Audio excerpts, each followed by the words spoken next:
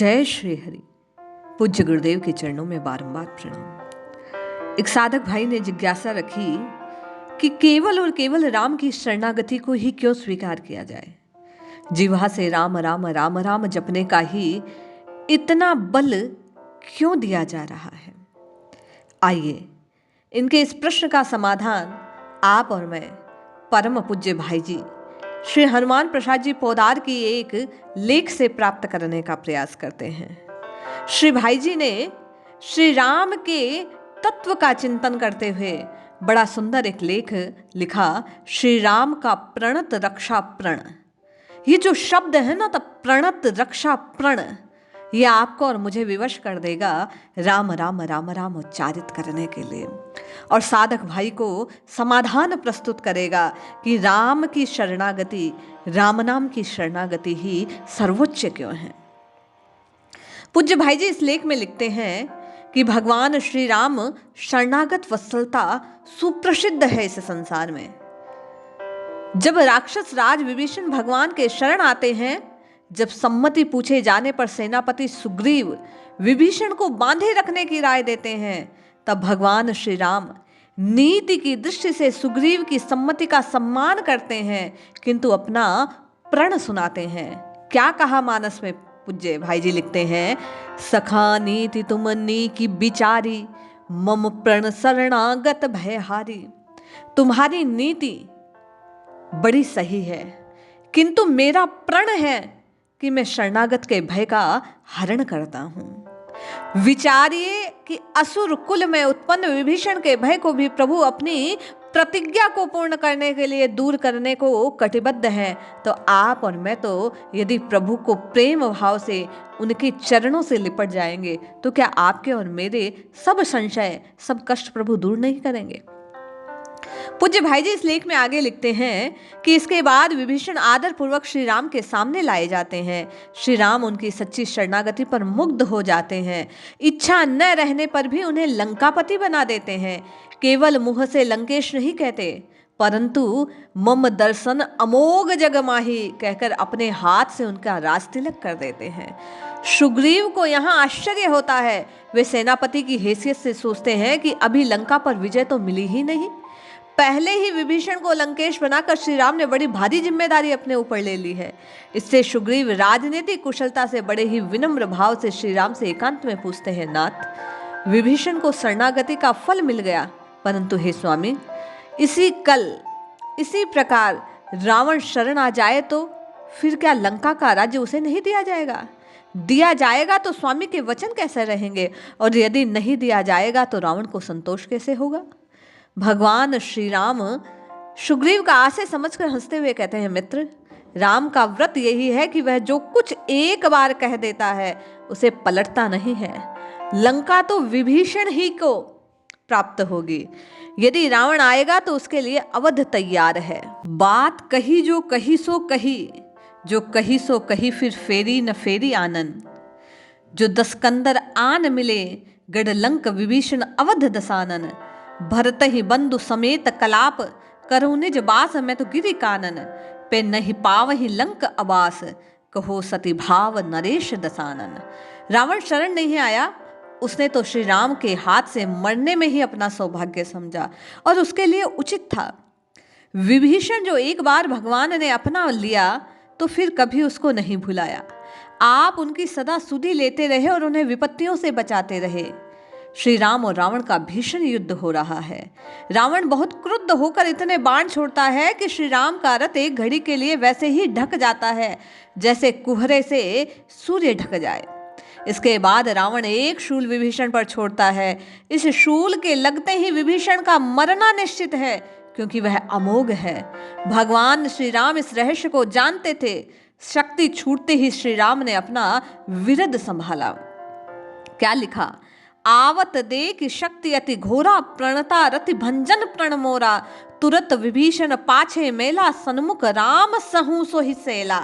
शरणागत की आक्तिका का नाश करने के लिए, शरणागत के कष्ट को हरने के लिए श्री राम शरणागत वत्सल का अनिष्ट कैसे देख सकते थे? जो सब ओर से ममता हटाकर श्री राम के चरणों की ममता का एकमात्र केंद्र बना लेता है, अपने आप को सर्वतोभावेन उनके प्रति अर्पण कर देता है, उसके रक्षण वक्षण का सारा भार, योगक्षेम की सारी जिम्मेदारी भगवान अपने ऊपर ले लेते हैं। इसलिए भगवान उसी क्षण विभीषण को पीछे धकेलकर भीषण शूल का प्रहार सहते छाती सामने करके खड़ी हो जाते हैं। धन्य है नाथ, ऐसे शरणागत वत्सल श्री राम को भूलकर जो आपात रमणीय भोगों में रमते हैं, उनके समान दयनीय और कौन हो सकता है। पूज्य भाई जी लिखते हैं, एक और घटना सुनिए। राम के शरणागत का जो प्रण है कि जो मेरी शरण में आया मैं उसका हर हाल में रक्षा करूंगा, यही वह बात है जो आपको और मुझे राम राम राम राम रटने को विवश करती है। एक समय श्री राम को मुनियों के द्वारा यह समाचार मिलता है कि लंकापति विभीषण द्रविड़ देश में कैद हैं। भगवान श्री राम अब नहीं ठहर सके, वे विभीषण का पता लगाने, उन्हें छुड़ाने के लिए निकल पड़े। खोजते खोजते विप्र घोष नामक एक गांव में पहुंचे, वही विभीषण कैद थे।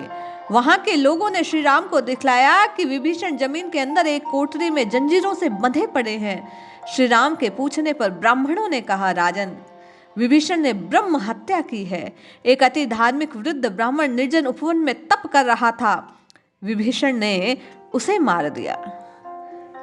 प्रभु के कहने पर ब्राह्मण की मृत्यु होते ही विभीषण के पैर वहीं रुके नहीं, वह एक कदम भी आगे नहीं बढ़ सका। ब्रह्म हत्या के पाप से उसकी चाल बंद हो गई। हम लोगों ने इस दुष्ट राक्षस को बहुत मारा पीटा, परंतु इस पापी के प्राण किसी प्रकार निकले नहीं। अब हे श्री राम, आप पधार गए, आप चक्रवर्ती राज राजेश्वर हैं, इस पापात्मा का वध करके धर्म की रक्षा कीजिए। यह सुनकर श्री राम असमंजस में पड़ गए। एक और विभीषण का भारी अपराध है, दूसरी ओर विभीषण श्री राम का एक सेवक है। यहाँ पर श्री राम ने ब्राह्मणों से जो कुछ कहा वह बहुत ध्यान देने योग्य है। पूज्य भाई जी कहते हैं, शरणागत भक्त के लिए भगवान कहाँ तक करने को तैयार हैं, इस बात का पता भगवान के शब्दों से लग जाएगा।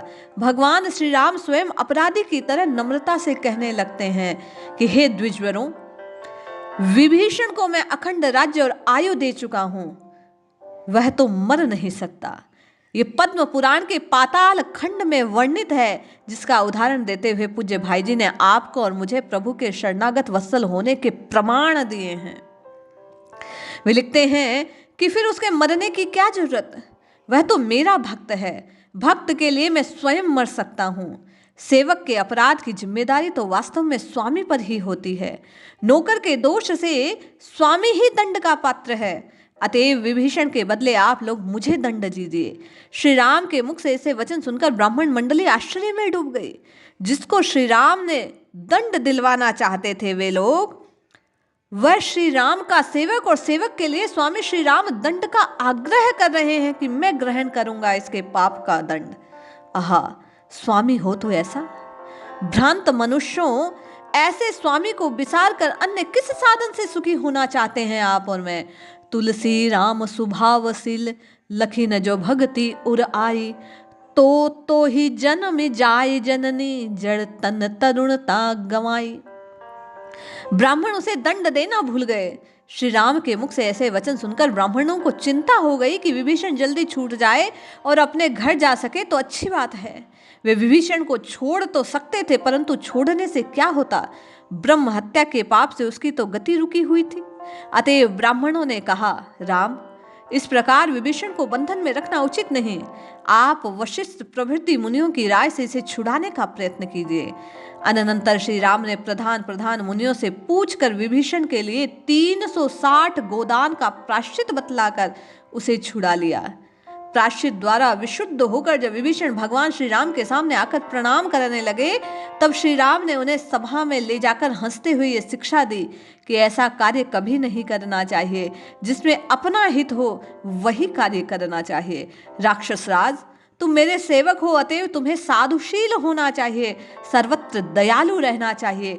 सारांश, ऐसा कोई कार्य भक्त नहीं करना चाहिए भक्त को जिससे उसके स्वामी पर लांछन लगे। ऐसा शरणागत वत्सल है मेरा राम, जिसको अभय प्रदान कर दिया उसका पाप अपने सर ले लेते हैं, उसकी सजा, उसके अपराध का दंड स्वयं भोगने को तैयार हो जाते हैं। तो मान्यवर आप ही बताइए, ऐसे राम को छोड़कर किसी और का भजन कैसे किया जा सकता है, जो अपने दास के सारे दोषों को धोकर उसे निर्मल बनाने की शक्ति रखता है। उस राम नाम को त्याग कर कोई और कैसे किसी और नाम को इस जिह्वा से उच्चारित कर सकता है। इसलिए आपको ये प्रमाण सहित बात बतलाई गई कि पूज्य भाई जी ने पुराणों का साक्ष्य लेकर मानस की बातों को प्रमाणित करते हुए बतलाया कि स्वामी केवल और केवल श्री राम जी हैं, उन्हीं के चरणों का आश्रय आपके और मेरे जीवन को सुधारने वाला है। इसलिए जपिए जपिए जपिए नित्य निरंतर केवल और केवल प्रभु के नाम को जपिए। श्री राम जी के चरणों का आश्रय लेकर शरणागत के भाव से प्रभु के चरणों में अपने मस्तक को नत करके इस जिह्वा से केवल राम राम राम राम उच्चारित कीजिए। निश्चय जानिए ऐसा करने से आपका और मेरा कल्याण हो जाएगा। जय श्री हरि, जय जय श्री सीताराम।